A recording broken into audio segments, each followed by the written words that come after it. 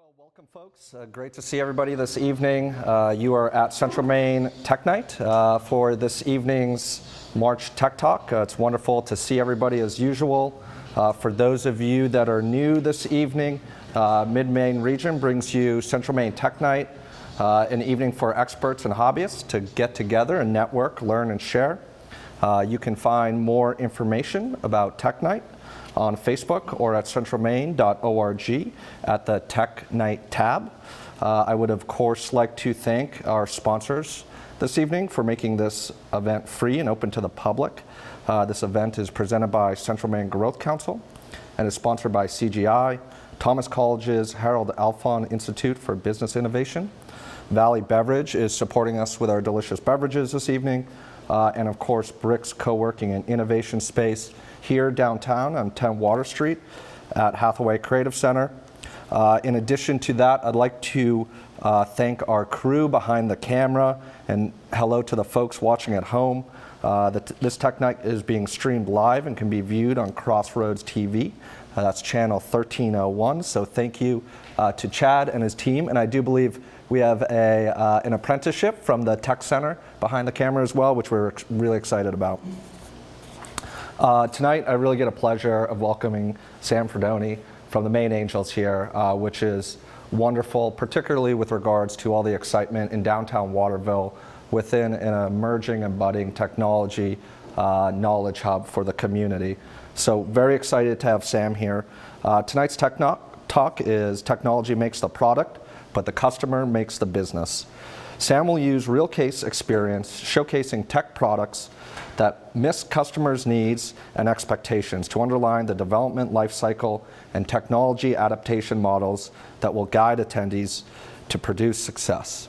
If time permits, Sam is also happy to discuss how to pitch the Maine Angels or other funding sources. Just a really quick bio. As an active investor in several startups, Sam has been a member of the Maine Angels since April 2013. He has helped lead the prior Maine Angels leadership through a strategic planning exercise and was elected chair in October 2015. Sam is a business executive with over 30 years of global, technical, corporate leadership focused on helping organizations apply technology to real customer needs to produce results for companies and employees. He led business units, international regions, and global business functions for Hewlett-Packard Company and as corporate vice president for IDEX Laboratories here in Maine. Sam is a PhD chemist by training with many years of instrument, diagnostic, and systems development experience. Please welcome me in joining me in welcoming Sam. Thank you. I always like but now you can forget all that stuff. I'm just here to provide you whatever information. I think the more interactive this can be, the better it is. So I'm here to provide whatever information. Raise your hand, ask questions, throw out things. Exchange works better for me to it. And what I'm going to try and do is, my experience, I've had the opportunity to, I started as a chemist. What I found is the technical side didn't satisfy the excitement for me. It was to get into the business side of it and to deal with customers is where I found the excitement to it. And it's that combination. What I love is the technology applied to real customer needs. And that's what I'm going to try and cover today. The other part that I found in the last few years is that I've managed businesses around the world and it's fun to do that. But then I decided to retire and to be in Maine. And what I realized is I spent more time in Tokyo than I have in Waterville or Skowhegan or other places to it. And I'd rather be here than there. And so I try to get whatever excuse I can to get around and do that. And it's also, I've been with the big companies, and what I like are the smaller companies. And what I like is the interaction with it. And my comment is, no entrepreneur should do this stuff alone. There are other people that have been through it, seen it, done it. Ask questions, go through it. And especially in Maine, people like to help others. And they might have the exact issue, the same point with it, but they can help you with something or other with it. And so that's to me what I encourage, and to have sessions like this. I think it's great to do that. And so I encourage having that networking and having space like this is a beautiful space to get together and you just talk to somebody as you go through it. So I'm here just to share some information and hopefully stimulate some thoughts for you as you go through. Maybe not answer some questions, but more stimulate some thoughts, if that makes sense to it. Okay? So, and I'll try to give you two, again, this isn't coming from one specific angle. I'll try to give you all the pieces together. So first, we're all technologists at heart. This is my youngest son, a real technologist. You can't do anything in the house this was again when he was a little kid. Now he's a 18-year-old, but he still likes to get into things, right? And a lot of us are that way, right? What is it? How does it work? All right? And so, and that's the fun part. People try to figure that out. And what I found is that is exciting, and a lot of people like to do that. And what I found is that the challenge is to take that same inquisitiveness, that same excitement, and see if you can do that with the customer side. Because it's actually harder to do. And most people see as well, no, I just made a great product and now I'm going to sell it. No, I think it's a little harder. Let me give you some examples. Here's another perspective. I'll give you a case with my other son, the older son, when he was that side. You know what an invisible fence is? You know what the technology is? You know how it works? Come on, I bought one for my dog, so maybe. You know how it works? I do. I thought this was a technology group. Come on, guys. Radio frequency.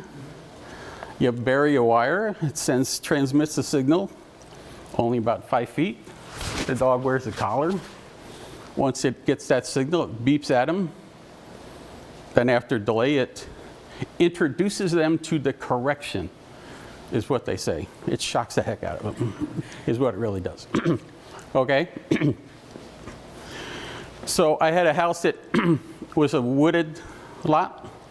And so the idea of digging a trench around and burying this thing under grass didn't cut it. So I figured out I had to bury it. And you just have to put it underneath the ground so the squirrels don't get it. There were other things to it. So my son was out playing while I was doing this. I said, okay, Josh, go out and play. I'm going to put this in. And I start doing it. And Josh runs up and says, what are you doing, Dad? I says, we're making a fence for the dog. He goes, okay, run off and play. He went off and did that stuff. So I keep digging away. It's a hot day and sweat. Comes back over and says, but Dad, where's the fence? I said, it's an invisible fence. He says, oh, okay. He runs off. A few minutes later, another 3 feet down the road, or 5 feet, he comes back and says, but Dad, how does the dog know where the fence is? I said, well, he wears a collar, and when the dog gets close, it beeps, and then he knows where the fence is. Okay, runs off. Another 5 feet down, runs over and says, Dad. I said, what is it now? He said, you better get me a collar like that. Then I know where the fence is. So we got him a collar and everything was fine. It's the point of, it's ridiculous that he asked for a collar, but you see from his perspective, he thought there was a glass wall that was going up, an invisible fence. He was going to be running across that yard and he was going to smash into this thing. And so he wanted to protect himself, right? His brain, his crazy little kid brain, no. It's just a different perspective of an invisible fence. And why I say that is we do that all the time. And what it takes is getting in the other person's perspective when you do it. And it's hard to flip over because it's so obvious from our side, if that makes sense to it. Let me give you a real case. You know what this thing is? A defibrillator. Defibrillator. What's a defibrillator do? It shocks the market. Yeah, I guess I'm in the shocking. HP, started as instrument company, and then it said, we can be better than these docs making medical products, and they said we can be better than those chemists, you being one of those in the chemical products. That's how they got in. They took a defibrillator, and then they said, you know what, when you put those paddles on, we can measure the conductance in there, and we can know when that conductance is there to know when you should shock them as it goes through to make sure it's there. Because if there's a little gap, it puts some voltage out, and it'll spark and it'll burn. Okay? It's crazy because they put that conductive fluid. It's hard to miss it. All right, but some engineer came up with this idea and put it on, and so they introduced one with a light. So it's a great idea.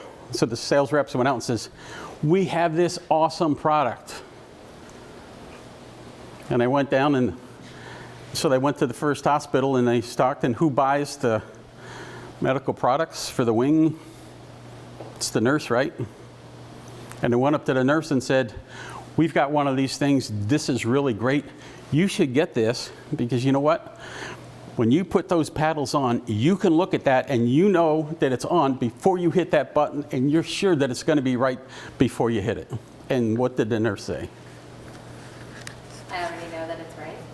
Yeah, she said, get out of here. She said, more things than that. She said, I don't need that. What do you think? I'm stupid? I've been doing this for 20 years. Get out of the place. And then the next sales rep went to the next place, and guess what they... So these sales guys came back and says, can the product, get rid of it. So that was duct tape time. Put duct tape over that little light. But then one sales rep said, I got an idea. He took it in to the next hospital, went to make the sale, and they said, oh, okay, who buys this equipment? The next nurse came out. And he went up and says, we've got this thing, and it's got a light on it, and it tells you when you do this stuff. And it said, I know you know when it's on, but you know when that resident is trying to shock that and do that stuff? This lets you be across the room, and you know it, or even that doc over there. You can watch them, because you know if they do it wrong, you're going to get blamed. So this gives you a chance to manage the room and watch it and make sure that it's done right. Good, we'll take 5 of them. So it's not only knowing what it is, but how it works. And this is the idea, when you look at product terms, people talk about features, advantages, and benefits, right? And I think a lot of people jump from features to advantages to, I'm done. A feature says this is something like a light. An advantage is we've got it and the other competitors don't. But what's the benefit of it? What's it mean to your customer? And you really need to define that, and sometimes it's to make more money or save more money, but a lot of times it's an emotional thing that's there.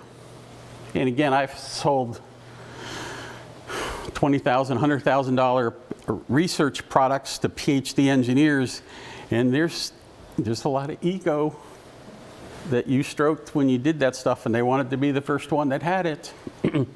So what I mean is some of that benefit is still in that realm with it. So when you look at the benefits, and you need to define that. Okay? So you don't stick to just what it can do and why it's different, but also knowing that customer, what's the benefit that they're going to get from it, and you need to know it and define that. Make sense? And here's another point. Too frequently, when people with products go out and talk to customers, they lead the witness. We used to have a defined product development process to talk about the investigation phase. And when a development guy went out and did it, we used to call it the justification phase. Because they'd sit and talk for as long as it took to get the answer that they wanted to hear, and said, oh, the customer said this. Yeah. After you went over and over until you heard it, what else did that customer say? Well, that doesn't matter. They said this. I heard what I wanted to hear, right? And so what you have to look at is what's the neutral question and what's the question that gets after the need versus the proposed solution that the customer has. Now, do you hear that difference? Frequently, the customer will propose what they think the solution is because that's where they're coming from. And you may have an alternative way to meet that need.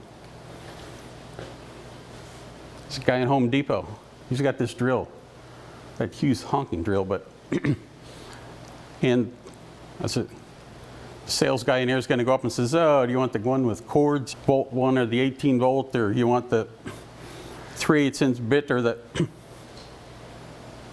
you start talking about the drill. What should the question be? What are you going to use it for? Yeah, what kind of hole do you need? Right? In other words, do you want it in steel plate? Do you want it over your head? Do you want it?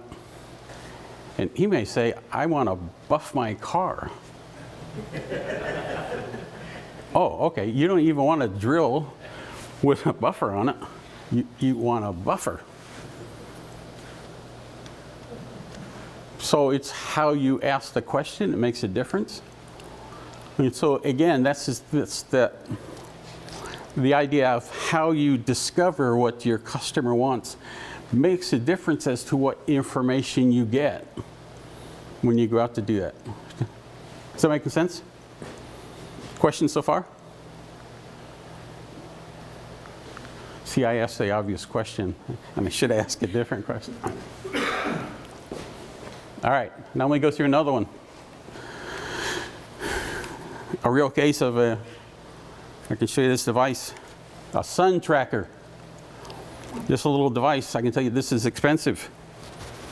I mean, because I invested in the company. The company that isn't anymore. It's not the price of the device. So here's one that a couple of Harvard physicians said depression and other things comes from lack of sun, so you get less vitamin D. If you get light that goes through your eyes, you create it, and it can make a difference. So why not make a sun tracker that you can just clip on? So a couple of young guys set up the business to do it and did a good job of making this little device and making the app so they could track it.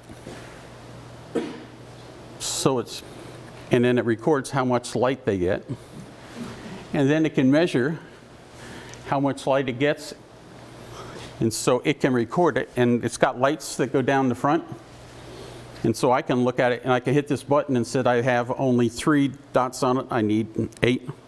I know if I had enough. If I don't have enough, then what I should do is not sit in this chair, I should sit in that chair and face that window, or I should take a walk at lunch so that I get more. And I can just clip it on and I can do it. It can't be a wrist held because then if I wear a jacket, so it can't be the normal thing. It has to be something that's close to the eyes and something that always stays exposed. Does that make sense? So it was a good idea, a good device. The guys did a good job of putting it together. I actually, these guys, when they built it, they said, we think this is a consumer product, like the Fitbit. And they said, so we got to get it ready for Christmas, so we're going to have them ready by November. I said, consumer product, November? Back it up. Need to do it. So they figured out how to make them. They ordered 1,000 of them. They only got 900. And then they called me up and said, we only got 900 because they said they had to reject 100 of them. So they said, when we ordered next time, we were planning to get 2,000. So should we order 2,200 or 2,400, or do we just order the 2,000, or what do you think the right answer is? Don't order in November. Don't order in November. Don't order in November. You got, this was still in July. do they have the money? I mean, I'd say order more, there's an economy of scale. Say sell the 1,000 you have before you worry about ordering the next 2,000. Figure out why there's a 10% defect rate and then try to decrease that before ordering more? Yeah, why did they reject 100 units? Because if you get, are those, of the 900 you got, are those just early failures? And now you're going to ship them out and they're going to fail in the field? Or were they manufacturing defects? And those are the only ones, and they screened them all out. So that's the first comment, is before you do anything else, go find those other 100 and figure out what's wrong with them before you even ship that 900 out. And so that's the idea of 2, is when you're going through a launch, figure out what's going on with it before you involve the customer, because the earlier you find it, the better. Also, as a consumer product, you're assuming the consumer knows a lot, that they need light, and that this could solve that problem. I mean, it's kind of a flawed strategy, I think. So you're saying that because the consumer doesn't know they need light? It's a high learning curve. You're assuming, I mean, doctors may recommend it to a person that has affective disorder, light affective disorder. This, Just know that A, I have that, B, this will solve the problem. and so the comment is right. In order to get this to be a penetration strategy, they have to know that they have this and they need it. And so they spend a lot of time dealing with popular press in order to get out this thought of, here's a tracker and this will help your mood and you need to do that stuff. So they were still trying to do it on the consumer side, make it a popular knowledge of you need light. Everybody kind of knows it. And they thought that would get it. And then they even thought maybe it's because this is ugly, this looks techie, so they actually styled it up. You could get the fancy version. And guess what happened? It failed. They couldn't do it. And the issue there is they never got it into the medical community. And this is the question of that you'll get into, and I'll talk about it in a second, the idea what's the whole product. Because the ones that ideally need it this is for grandma who stays in and keeps the shades down. And that's the one where my mother-in-law lives with us. You're not recording this, are you? All right, no, just kidding. And so it's my wife telling her to open the shades, and that doesn't work well. And so then does the doc get it, or does the doc get the report that could come from this app, but the doc doesn't know what to do with it? So no one's reporting back to try and say, you need more of this. It's easier for them to write a script to say, take vitamin D. And so that's where you have to figure out how to get the medical application in order to use it, in order to get it in the system, and then get the medical code so somebody will pay for it. Does that make sense? And that's why this product failed, I think, to know what that whole product is and what the system was. How quickly did it fail? Or how long was this life? 3 years. 3 years? And maybe they could have gone on for 5 years and made it work, but after 3 years, they gave up on it. Let me talk about another product, R.E.D. So this is a bar. This was started by a couple guys when it went to University of Maine. You actually have samples that are around, if you want to try those. As a college student, he ran through his meal plan. So he said, I want to eat something else. He didn't want to eat junk food. He was healthy. So he went to the health food store and got some healthy items and put them together and put them in a little bag, and that's what he ate. And then other people saw him eating that, other students, and they said, can I have some of that? Can I try it? And they liked it, so they said, can you make some of that for me? And so he said, I'll make bars for you. And so that's how he got started making those for it. The package on the left was his first one. Well, his first one was called Rogasmic or some college student name. He went to Pine State Trading and they said, nah, I don't think we're going to put that on a shelf. So we said, oh, okay, I'm going to call it R.E.D. So we called that. And so the package on the left was his first one. He went to Top Gun training. That's the first time I met him. He was a mentor. I was his mentor. And what do you think of that package on the left side? Has caffeine in it. So it's like the 5-hour energy drink. It's got vitamins, okay, and protein. So it's your protein bar plus vitamins and caffeine. What do you think of that package on the left? Let's see what it is. It says like it's a brownie. Sounds like empty calories. Why do you think it sounds like empty calories? Chocolate, brownie, indulgently healthy. Yeah, the biggest thing you see there is chocolate brownie. Yeah, exactly. And you just ran a race, you ran a marathon and said, hey, would you like a brownie? Now, these guys knew that it was really good for you, and what they were trying to do is to say, and it tastes good. So they knew the good part, and they were trying to convince them of the taste good part.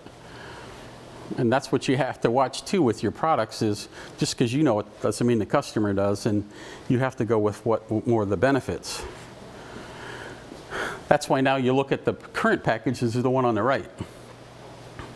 And now you see the one on the right, now you see they got rid of the word brownie. They used chocolate, but also super energy food is obviously a lot bigger because that's now what they're saying to it. And all killer, no filler. They're trying to push, say it's not empty calories, which your comment before of the one on the left looked like that. Does that make sense? So you see how they made the mistake on the first one, they did this. And now they're about to launch a new version. It's in here. And now they're calling it Radiant Energy Delivered Deliciously. To change the package, they want to make it a little more bold. If you look back here, what it says on this package, and again, you have some in front of you, under R.E.D. it says Research Enhanced Design and Development. That's what R.E.D. stands for. What does that have to do with a bar? And it's, again, great young guys saying, we really thought about this and we really know what we're doing when we put it together. We use pumpkin protein instead of soy. Or we knew it. That's fine, but don't tell me about it. And so now they're saying, this is cool stuff. Right? They're trying to sell to millennials and say, you really want it. So this is about to be launched in the next few weeks as they went through it. But that's the other comment that I would make is now what they're trying to do is now they're selling it. They sold a couple $1 million worth of this stuff. So it's being successful, but they're continuing to listen to customers. They're continuing to move forward. There's another thing is, remember I said it had caffeine in the other one? There's no caffeine in this one, right? Reason why they dropped it is now they could do market research. Before you've launched or before you had the product out, you can ask customers, do you want it or not? But now it's a difference in the buying decision. It's a comment that I would make is people, you can ask people what they will do, but it's not necessarily what they do. Because they'll tell you what they should do, not what they do. Does that make sense? I mean, if you really want to know how people buy bars, stand there at next to them at the counter and watch where their eyes go and watch what they pick up and what they put back, and then you'll understand better what they do and then what actually goes. Okay?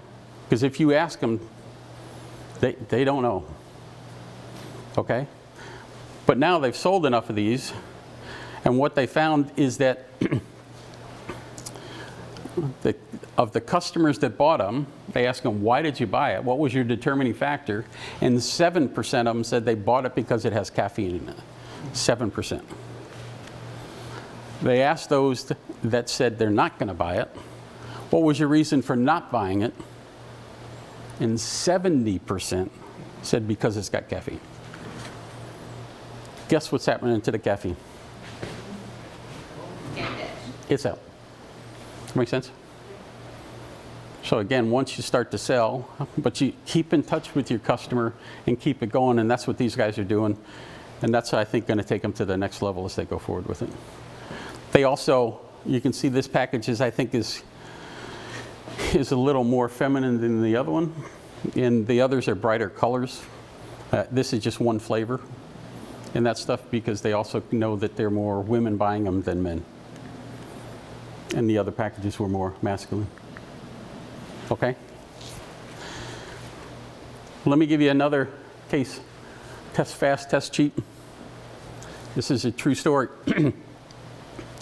This is I heard a presentation by Mark Randolph, who's the co-founder of Netflix.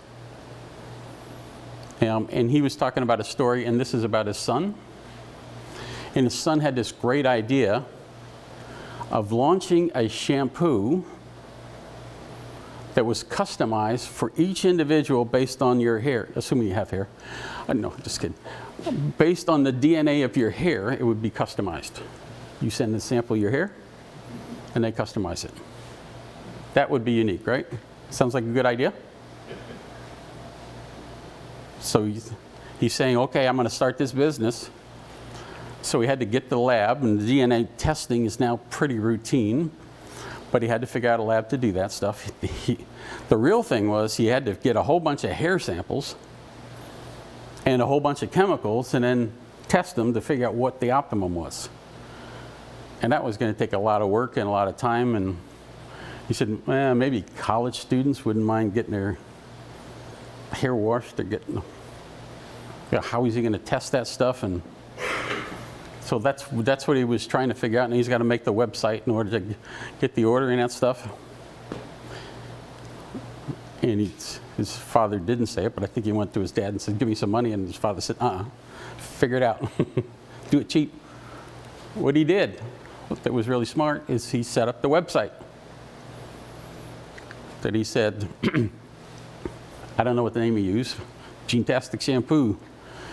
This is awesome. Send your hair sample in. We'll customize it. It's specific for you. It'll make your hair soft, fluffy, whatever. Okay? And all you do is click on this button and we'll send you a kit. So he set that up and made it go live. And then he did a lot of social media. So he got into Men's Magazine. Hey, have you heard that you can get this customized DNA test for it? And other things, and tweeted it and did other things and really tried to drive traffic to it. And if you clicked on that button, what it said is, due to demand, we cannot fulfill your order at this time. Please come back later.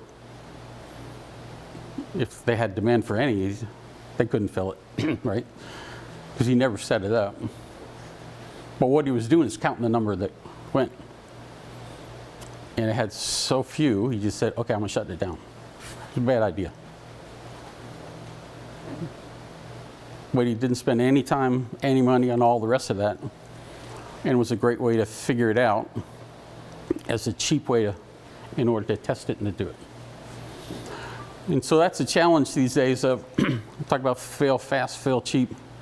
Figure out a way, and with 3D printing or other ways, or mock it up, get something, get it out there and test it fast. Get it out to a customer and see if it works. And you can get something. Now I'll get technical on you for a minute. Have you seen these curves before? I see one shaking yes, and I've seen a couple shaking no. There's 3 of them.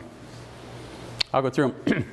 The blue one is normal technology adoption. When you talk about it goes through phases, those are underneath the line. You go through innovators, early adopters, early majority, late majority, and then the laggers. Okay? That's the way they define what goes through. Innovators are the ones that go after new behind. And then the early majority, that's when it starts to really scale up. The yellow-orange line that goes up is, if they're buying products when it goes through that, it's called the S curve or productivity curve, based on those segments buying it. And you can see once you get the first majority, it really starts to ramp up. There aren't many people in the first couple buckets. But then it goes up, and then when you get to the laggers, there aren't too many laggers, and it really spreads out. And that's for this technology, and then what happens? The next technology takes off, and then the next technology. Easiest way to picture that, you think of televisions today. The television used to be this television, then there's this television, then there's this television. And now they keep getting thinner. But as new technologies came, first they were thousands of dollars expensive. People didn't have them, and then the generations, they got smaller, cheaper. Others, more people got them, and they displaced the other technologies, right? And then there's the red line, and this is the one most people don't look at. And this is the idea of when new technology comes out, when it starts, first there's a lot of hype behind it. And everybody said, this is awesome, this is going to take over, this is just truly amazing. And then it goes through the trough of the disillusionment, and then it comes up to a plateau of productivity. And so like an example you take about Internet of Things. It's great. You can hook anything up to the internet today, right? Every light bulb can be hooked up to the internet. Isn't that awesome? Why? Do I care? Am I going to walk around and expect this one to come on and that one to go on? How's that going to happen? So it's one of, it's there, it's capable. My refrigerator can talk to the grocery store. Okay. How does it know how much milk is in a carton? I don't know. Maybe the milk carton can talk to the refrigerator, can talk to the store. I don't know. But it's one of, at first you say, it's a great idea. That's that peak of, it's awesome. But then you start getting into the reality of like, what does this really mean? Right? And then you get through that trough. And this is pretty normal of adoption of technology. And this is another way to look at it. And this is one that's been proven for years, and this is called the crossing the chasm model. And this is Jeffrey Moore, looked at this years ago. What he said, there's a clear separation from when the innovators and the early adopters take it versus you get into the early majority and the late majority. There's a huge difference between the innovators, those are the ones that take any technology, as soon as it comes out, they do it. Does anybody in the room have Google Glass or something? No? It's that kind of thing of, when it comes out, they've got it. And if you look in their drawers, they still have a bunch of those kind of things. Because they're going to try it. It's awesome. They like it. If it doesn't work right, that's okay. They figure it out, right? Or they're okay if it doesn't. The early adopters, they wait a little bit to the second generation, and maybe it kind of half works.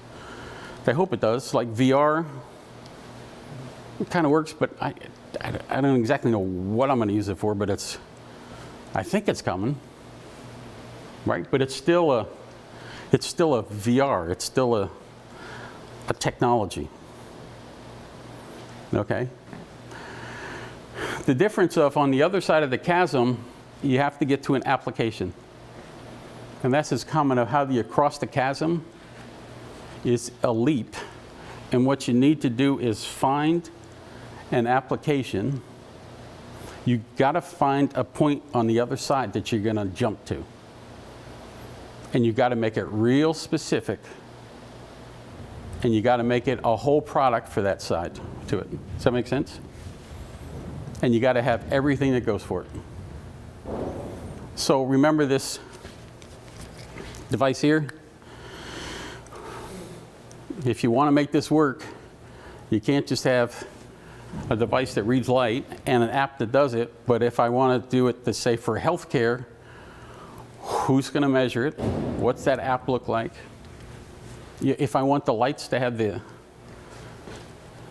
internet connection to it, I have to have the control panel that sets it up so that I just know home, gone, and I can just plug it in, and all these lights work. I don't need to program. I don't need to think about it.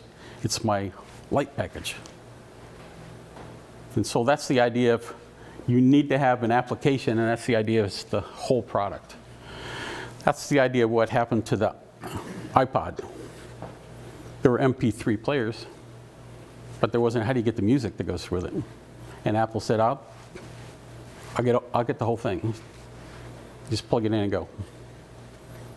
And so that's the key when you go through that. Let me just run through some other things. As with IDEX, we sold the vets. Most people on IDEX will say they sell the vets. They sell the vet practices. Does anybody have a dog or cat? You've been in a vet practice? Kind of, what do you think of those organizations? Pricey. What? Pricey. Pricey. That's good. That's what we taught them. Because we always got a cut of it. But also an active, sometimes confusing organization. A lot of people doing different things. And that's a case of when you sell to a business, you need to understand the business, because you don't sell to a person. It's not the vet. And IDEX sells diagnostic instruments. It sells the consumables to that. It sells diagnostic kits. It sells lab services. It sells x-ray machines to it. It sells a whole bunch of different things to it, including a practice information management system that goes for it. It sells backup service. It does reminder service for it. And different people in the practice for each one of those. So what we found is in order to do it, I need to know what the workflow was. I need to know what a day in the life was for a vet tech and for a doc. I need to know how the doc walked in the back door, how the doc walked through it, what happened when the patient came through, where things were, because then I knew what contacts were made and which ones weren't. Does that make sense? So if you really want to sell to some business, know what that business is. You need to know who your customer is. If you know about a persona, the best way to figure that out is make a model customer. And this is the median customer.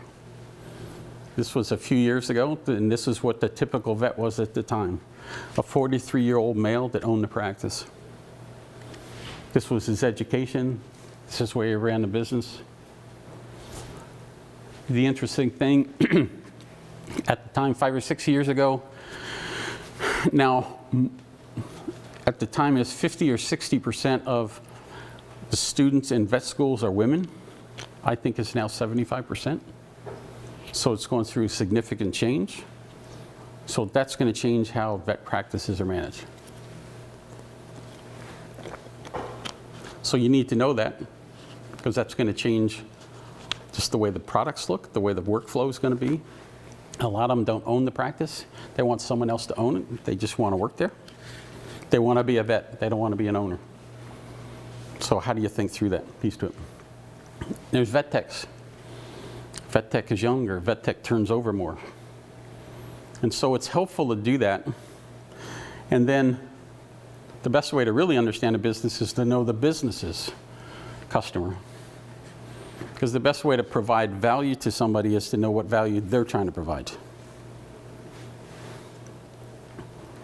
Right? So that if you can help them provide better value, then they'll get that from you to help them provide value, because that's going to make them money or make them more satisfied. Okay? And so this is the normal person that walks into a vet practice is the woman. The woman's the caregiver. She represents the family. It was a 43-year-old woman. Again, this is 5 years old. I don't know if she's aged or not, or it's the same person still doing it. And so you can see the characteristics, some of which is the docs were saying, you know, we're not going to use the internet because our patients, the owners, never use the internet. And we said, this person uses it. Marcia uses it. And it's really powerful when you have design teams or others say, what would Marcia do? Will Marcia use it? And if you tie it with that person, how will that happen? Will Marcia prefer a reminder card or an email? Or if she gets an email, will she type back to say, should I bring a stool sample when I come? Or if she's going to do that, then you got to be ready to get it. And so it's helpful to have a person and do that. Does that make sense to it? So that's the power of a persona when you do it. And this comes from talking to a lot of customers and figuring out kind of what that average looks like. Person looks like. All right?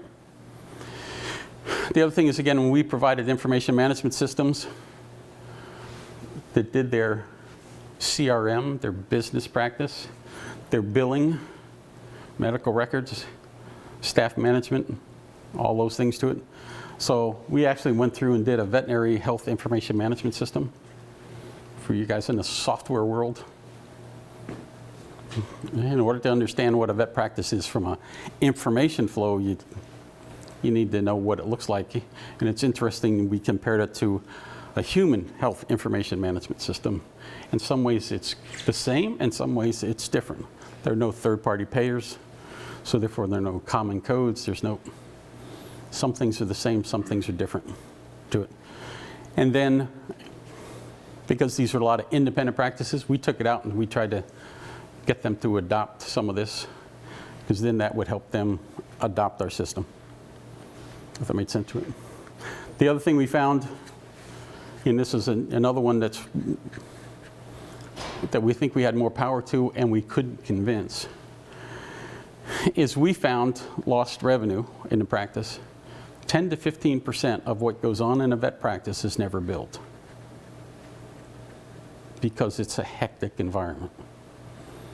And what happens is that the pet comes in, the pet owner and the pet, right? You sit in a waiting room, the doc comes in and examines them, and the tech comes in and says, okay, do this stool sample, do this other stuff, right? And they do that stuff. Tech goes off and does that stuff, gives the information to the doc, right? And then sometimes the pet owner goes back to the front, and then the doc may say, hey, wait a minute, now that I look at this record, we didn't run a heartworm. They tell the tech, go run a heartworm for it.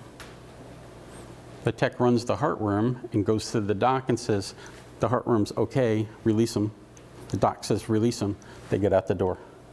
And no one went to the person at the front desk and said, that's another $42. So they did it, they're in it. It's not there. So IDEX's approach was, if we own the instruments and we own the computer system, the back end, no matter where you made that decision of run that heartworm, you entered at one place, it told everybody else that you did it. So with telebilling system, you just ordered it, you didn't run it. If you ran it without billing it, it would tell that billing system. You couldn't release it without it coming up and flagging it. And the interesting thing is you could buy this more complicated system that had it for $20,000. If these are $1 million practices, you could save $100,000 a year,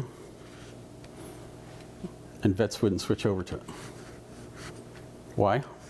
Because then they had to admit that they were losing $100,000 a year. They didn't believe it. Okay. So sometimes it's tough to, again, with the customer to say, we can help you improve by that much. But that's where, when you tie everything together, that's what we felt that from an information management, it's the connectivity that makes a difference from it. Make sense? And again, you can get that by knowing all those pieces to it. So there's a whole bunch of things. I actually won't go through them. All right, understand what real customer needs and expectations to it. Ask the right questions, do these things. Break it. But I think we've gone through a lot of those. So I think customer discovery is critical for continuing business needs. And that's what I was trying to get across. There's a lot of different ways to look at it. probe it. Be as inquisitive with customer understanding as you are with understanding the technology is my main point, if that makes sense. Questions? It's a quiet group. At least you didn't throw things. Maybe they had too much pizza. What's your favorite survey method? Probably case by case, but say within this industry segment, would you go in and sample face to face, do an actual survey, go talk to the clients first? My favorites. It's a smart Kind of interpersonal answer. survey question. You have to survey with the right methodology first. In other words, you have to go in and talk to the customer first. You need more or less a focus group to understand the terminology before you try to do a quantitative one to get the terminology right. Some people go right in and start to use terminology, and if it doesn't fit, it's invalid. The face-to-face discussion's good. You just have to really make sure you're asking questions and listening to go through it. So it's a great place to start as you go through. Yes? How much have you found that gender in the approach to your customer matters? If your customer is going to be basically women, do you need female sales reps and vice versa? Or does it not really matter nowadays?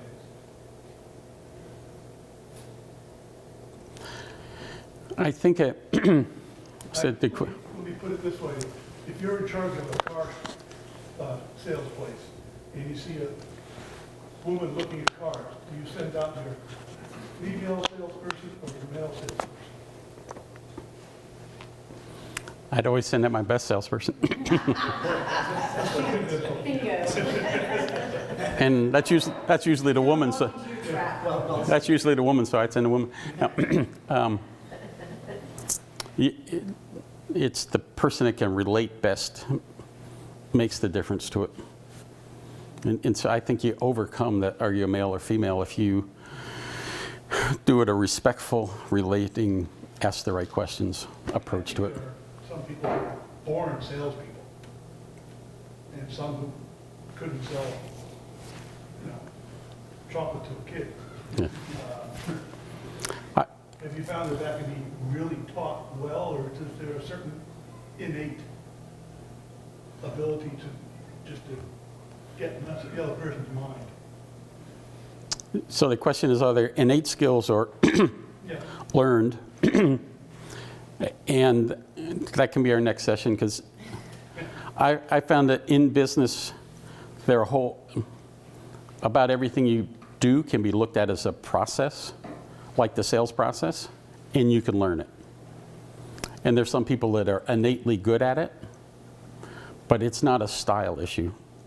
I'm a chemist. I spent time in the labs while those liberal arts people were out playing Frisbee and talking to people. I'm terrible at talking to people, innately. And so when I started to manage people, I was terrible at doing it and interacting. And I had to learn, so I had to become consciously competent at how to interact. So I think you can. And sometimes your natural salesperson is too much salesy. You know what I'm saying? Versus the conscious one that knows how to relate and what those skills are to know how to do the discovery, how to do the pieces to it. I think it's the same true with leadership and other pieces. What sometimes I've heard investors really praise a person who's pitching and say, like, they are the brand, right? Like, they know, because like the R.E.D. inventor, he was the consumer and he had made something that was a solution for his need. Is it more difficult to persuade someone who thinks they are the brand to do more discovery because they're already convinced that it fills a need for someone? And it kind of goes to your perspective on, how do you relate to your clients? I'm wondering, as a mentor and an investor, how you go about that challenge. if it is a challenge. Yeah. What I'd say as an investor in small companies, I get some influence, but I'm not the boss. So sometimes you get to move them. Like I can say specifically for R.E.D., and don't show this tape to Alden. So he changed this over to this tagline here, but inside he still calls it the engineering piece to it. He's married to that. He loves it. Okay. So, okay, Alden, you can call it that inside. Outside, we're calling it this. So it's usually compromised. You know, because it's his. You know, he founded the company. He did it. He's not the CEO anymore. He's the brand guy. He's the one that's out selling it and peddling it and interacting, because he's the millennial. The CEO is an old guy. He's just not a millennial. He's not an old guy. But in that case, again, you want to build the management team for it. And there's someone else that's dealing with distributors, dealing with investors, dealing with other things to it that Alden didn't want to do. It's not the right one. Into that founder syndrome of the founder is great because they put in so much passion at the beginning and they start up and they really, are doing the grind. But then at some point they can't be everything to make the company successful. This was a smooth transition, and I think Alden again appreciated this. Said where we're at's here and where we want to go is there, and I'd like someone else to do those things, and that's great. And most small companies, I think, usually takes two people to do it. And some people will say it's the visionary, it's the one that's got the dream and the ideas, and then it's the execution, the person that pounds it. I know Hewlett and Packard. Hewlett had the idea, Packard got it done. I know with IDEX, it was Dave Shaw's a visionary. Dave is 10 steps ahead of everybody else. Erwin Workman he was the chief scientific guy. He got it done. It takes a team usually to get stuff done. So. Sam, what do you think relative, a lot of startups are led by those people that really do understand what their product is in their market, yet they hit that wall where they just can't scale it beyond a good idea and a concept, and they got some early sales. What was your experience and is your experience with that magic sauce of scaling? Because what I tend to find is I find a lot of those people who they've hired everyone in their family that they can hire. They've kind of financed as much as they can with their own resources, and then they just stay stagnant for years. What have you seen in regard to how do those people then get to the scale up, and what do they really need to sort of grasp onto? I've been noted to one particular entrepreneur. He said he was going to hire his sister to be marketing manager, and I said, hire her on one condition, and that's you're willing to fire her. Yeah. If you're not willing to fire a relative, do not hire her, because you will get in that trap. Yeah. Fortunately, he found out she wasn't the right marketing person, but she was a great operations person, so we moved her over. But I think any company goes through those levels, those plateaus, and you have to be willing to say, we're going to cut this away and we're going to go to the next level. As you go through it, then you're going to have to cut it away and go to the next level. I had a discussion with Dave Shaw when I joined IDEX. I was not a founder of IDEX. And it was $100 million. And I talked to him about training staff. At the time I joined, my initial comment was, Dave, the managers here are unbelievably smart. But as managers, they're really, really bad. And I said, I came from HP. And HP, they were engineers. They didn't start off good. But Hewlett and Packard knew that be successful, good engineering, good technology, and good people. And so they hammered it into scientific and technical, how to manage people. And I said, you can do that here. And his first initial reaction was, Sam, when you're a startup, you hire great people, you run them as hard as you can, and if they can't keep up, fire them and get the next one. I said, yeah, but then a lot of knowledge is going out the door. And his comment was, yeah, you're probably right. And the The next day, he actually asked me to be the VP of HR. That's when I realized I talk too much sometimes. But it's, you get to that certain point of now he said, yeah, you're right. Now I need to develop it because everybody's got strengths and weaknesses. Let me keep the strengths and the experience, and I can work on those weaknesses. Initially, you don't have time. And it's a small company, you just use the best you can with it. So I do think you have to continuously look at, you're going to get to a plateau, push past it. Otherwise, you'll just stay flat. And you'll die. I think you will. And that's why you have mentors. That's why you have investors. That's why you talk to people, and they'll help you get through that. You want somebody that's you respect well enough that when they sit down and say, you're screwing up, you said, no, I'm not. And then you say, okay, but I'll listen. Because they're pushing you that hard. You need that kind of friend. If that makes sense to it. So do you mind just a moment, if you can, a thumbnail sketch on the Maine Angels process, if you will, or any recommendations on how a startup or an entrepreneur would approach Maine Angels? Okay. So Maine Angels is a group of accredited investors. We invest in all industries. We invest in angel investing is designed to do it for local investments, so we target Maine companies, but we're also part of New England Angel Capital Association, so that we do syndication with other New England ones, which means if you come to us and we feel you're good, we invest in you, we take you into a syndication meeting in Boston, we help you get some funds from Boston angel groups. We also go to Boston, and if they have some good ones there, we invest in some of those as well for it.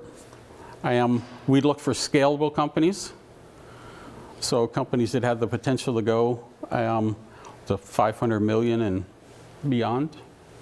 With that, we take equity. So the biggest issue when people come is, if you're $1 million company, when you come in and you want 200,000, we're going to get 20% of your business. And if you wait another year and you're worth 2 million, now for that you get the same 200,000 and we only get 10% of your business. So it's the one of, we're not the first stop. So it's the comment of, it's first, it's you invest in yourself, and then it's friends and family, and their investment is more in you because they believe in you.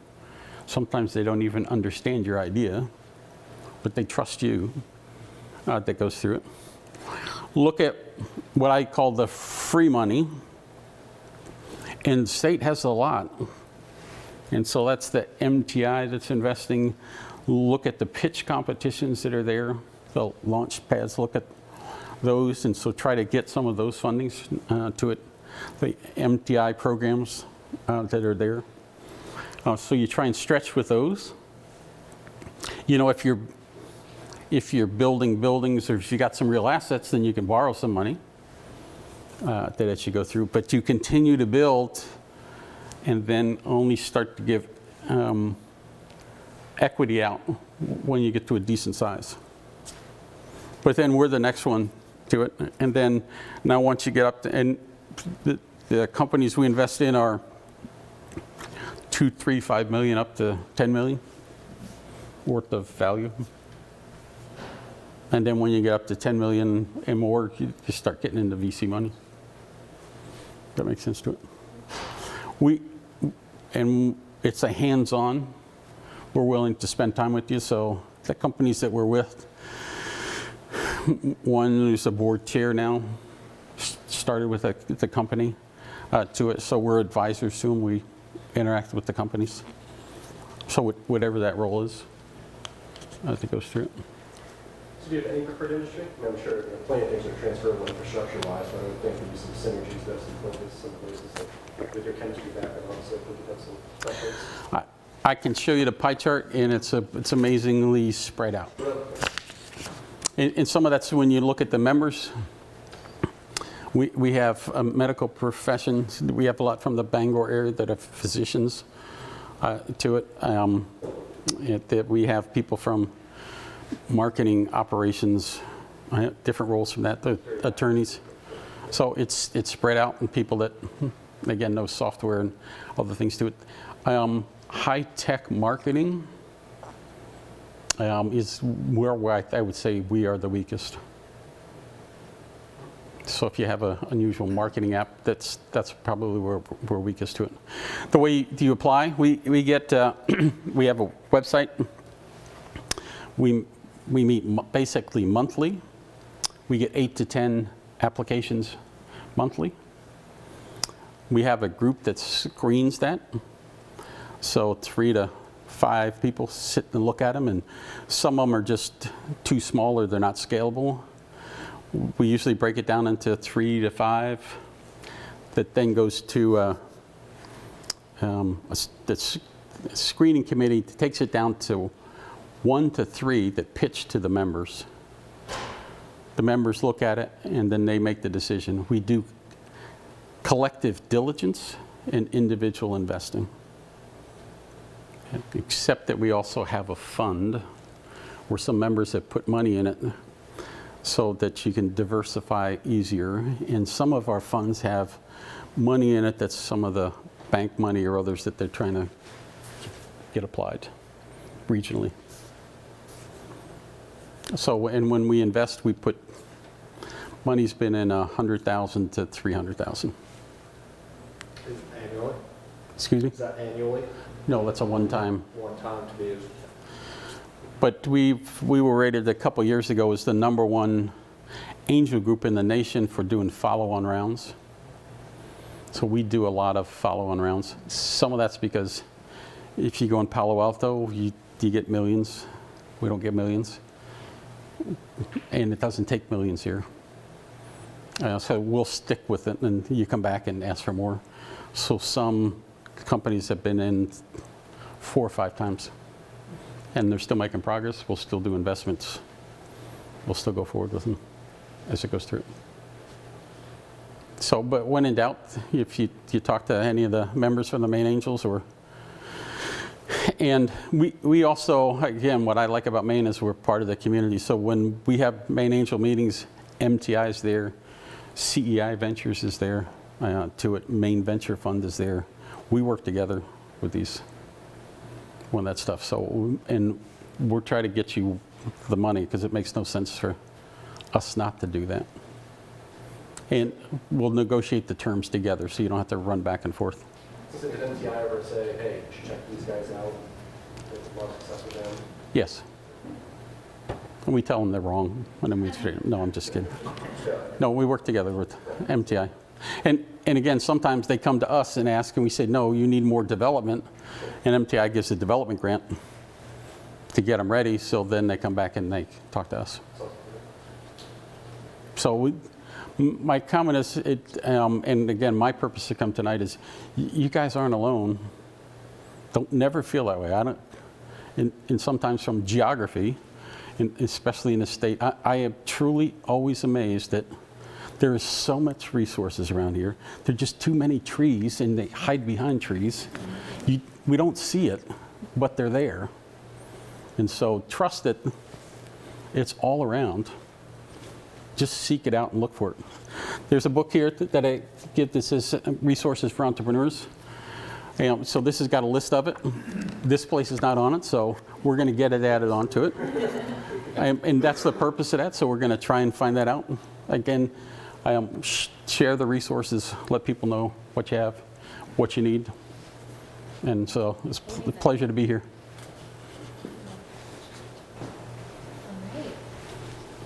Well, thank you so much, Sam. Join me in thanking Sam. That was really wonderful. We so appreciate it. I hope folks watching at home learned a lot. I know I certainly did, and we're extraordinarily fortunate to have Maine Angels and these types of groups in the community. So thank you again for joining us. The second Thursday of every month. Next month we will be April 11th here at Hathaway Creative Center at Brick's Co-working and Innovation Space. Thank you so much, and we hope to see you next month.